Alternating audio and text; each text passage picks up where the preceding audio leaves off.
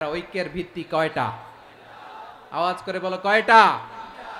ঐক্যের ভিত্তি হবে যে তাওহীদ, এটার ব্যাখ্যা তিনটা বলেছেন বিশ্বনবী। এক নম্বরে যে আমাদের মতো নামাজ পড়ে, যে আমাদের কেবলারে কেবলা মানে, যে আমাদের জবাই করা পশু খায়, সেই মুসলিম।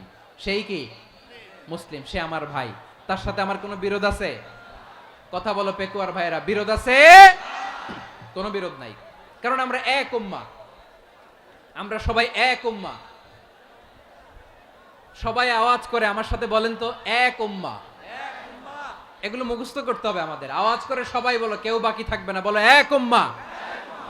রব্বুল আলামিন বলেন, ইন্না হাযিহি উম্মাতুকুম উম্মাতান ওয়াহিদাতান,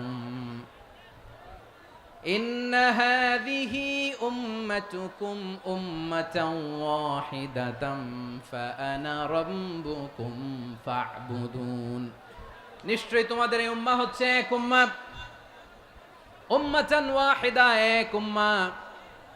আমি তোমাদের এক রব, আমি এক আল্লাহর ইবাদত করো, আমি ছাড়া কারো ইবাদত করো না।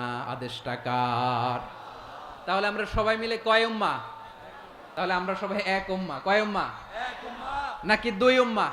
এক উম্মাহ। আওয়াজ করে বলো, কয় উম্মাহ? এক উম্মাহ। এক উম্মাহ। শুধু এক উম্মাহই না, শুধু এক উম্মাহই না, শুধু আমরাই না, আমাদের সবার দিন একটা। আওয়াজ করে বলো কয়টা? একটা। বিশ্বনবী বলেন, আল আম্বিয়া ইখওয়াতুন লিআল্লাত, নবীরা হচ্ছে বৈমাত্রেয় ভাইয়ের মতো।